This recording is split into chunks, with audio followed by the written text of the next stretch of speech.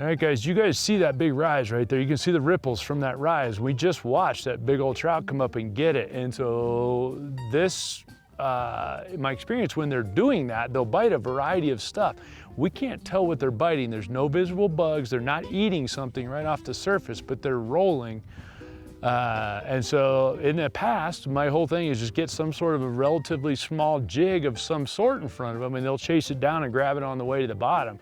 That has not happened yet today, but historically here, or Spinney, or Antero, or Hattie, or any of the rest of them, you can get that to work for you, and it's something we always watch for. But at least we know we're around fish, even if they're not biting well right now. And you guys will notice I'm holding the tube jig high, I'm holding the rod high. So I lift it and hold it high and let it kind of hunt its way down towards me on the rod tip instead of following it down. Then I'll reel down to it and pick it back up and then let it swim to me. I'm not letting the bait spiral straight to the bottom. I'm trying to semi-tight line it to me by holding the rod tip up instead of guarding it on its drop like I would do in a lot of other scenarios. That's just a nuance in it, but that slight tight line drop lets that tube jig kind of do this rather than the full spiral to the bottom. And that can be really good, that kind of hunting drop like that. It's been bit once today already doing that, or yeah, once today. And so we're gonna keep playing with it and see. At this point in the day though, we're an hour and a half or something in, and I've got a small swim bait, a gulp minnow, a power switch, and a tube jig all on at the same time. The gulp minnow's been bit, and the tube jig's been bit, and the power switch has been bit. All right, there he is.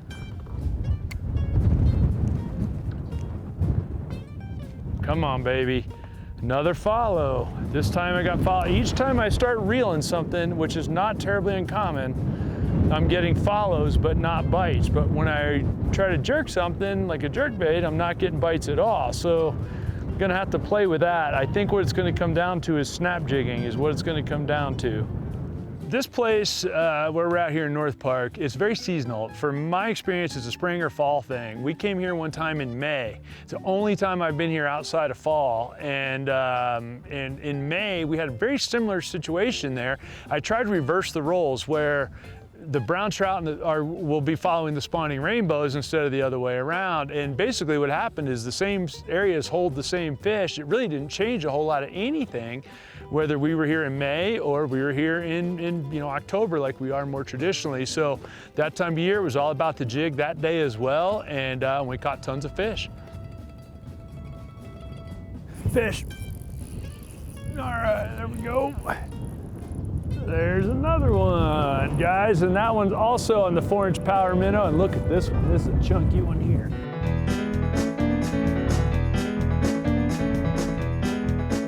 And that one's also on the 4-inch power minnow, and look at this one. This is a chunky one here. We're gonna have to get some stuff out of the way.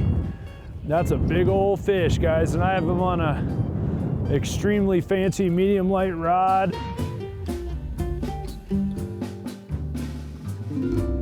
And 8-pound, look at the colors on that brown trout, guys. Holy smokes, that's a big brown. Come here, buddy, come here, buddy.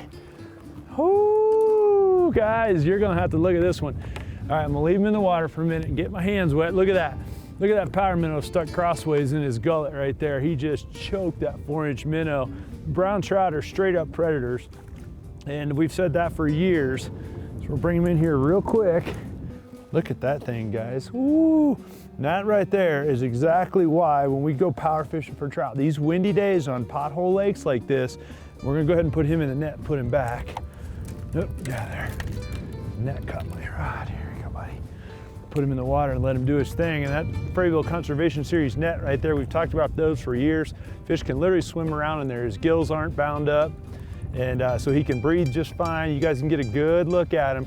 But when you get these windy days on the pothole lakes like here or Laramie or South Park or any of the lakes here in North Park, could be John or South Delaney or any of the rest of them, these windy days are when you want to be here. The calm days are beautiful, and you can still catch some fish, but usually if you're going to catch them good, it's when the wind's blowing. Guys, that's a gorgeous brown right there. I think we should get a quick still photo, and I'll tell you the same thing. We leave the fish in the net, I'll let the camera guy get the camera, we'll get ready, get a photo, take a quick photo, get the fish out of here. I'm not gonna leave him in the boat while I'm doing that. I don't like to harp on stuff, guys, but delayed mortality is a real thing, especially with trout. Got him, got him. That's a long throw, okay. As you guys can see, the wind is, oh my gosh, look at the size of this trout.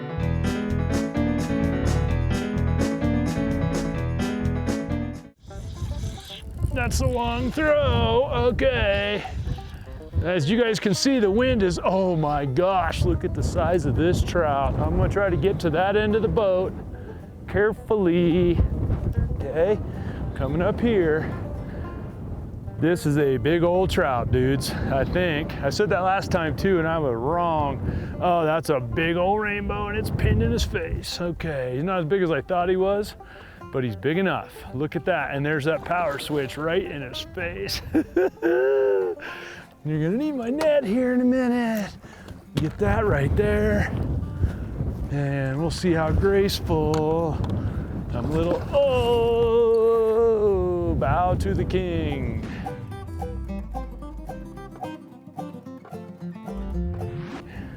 Maybe he's not quite ready yet. Look at that power switch buried. Come here, buddy. Come here, big old fat rainbow. Come here, big old fat rainbow. I got you, my big old fraybill net. All right, we're gonna leave him in the water, guys. Sometimes you gotta, he looked like he was ready, but he's not. Now I wanna point out he's not even hooked. The jig's just loose in the net now, so I don't have to worry about that. I always, in that scenario, have the bail open though, because if that fish comes out of the net and takes off, we don't want to jerk that rod overboard. So, and again, there's that Fraybill Conservation Series net with the big bottom, no problem in there, and that's a beautiful rainbow. And so we stuck it out. I mean, it's been, regardless of how this looks, guys, we've caught 3 total fish, and I missed 1 other one, and that's it. So we're gonna pull him in, give you guys a quick look, and then I'll let him go. But that fish has got to weigh, that's got to be a 5-pound rainbow. It doesn't look like it. Come on, hang on a second. He's not quite ready yet. I want this all to go smooth. All right, here we go, bud. We're gonna get you out of the net now. And get a quick picture. Oh, and there's the power switch he hit.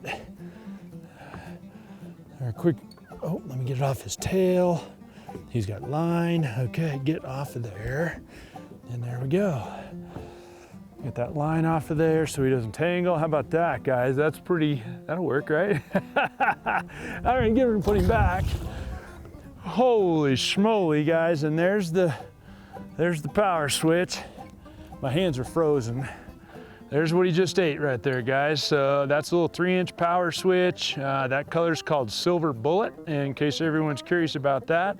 It's on the 8-pound Trident 100% fluorocarbon leader and the 8-pound Ultra 8. So killer setup. I've been catching a lot of fish with this thing, guys, from crappies to large and smallmouth bass to walleyes to trout to lake trout. That little power switch right there is a good bait, even in the wind here. One of my favorite places to fish, and it may not be shining today after the major winter kill that they had, because there's a huge giant winter kill up here like we keep talking about. But over the years, we've had so much fun fishing up here that I had to come up and give it a whirl. 1 brown trout so far today, and I think that's probably it because this wind's getting worse and worse.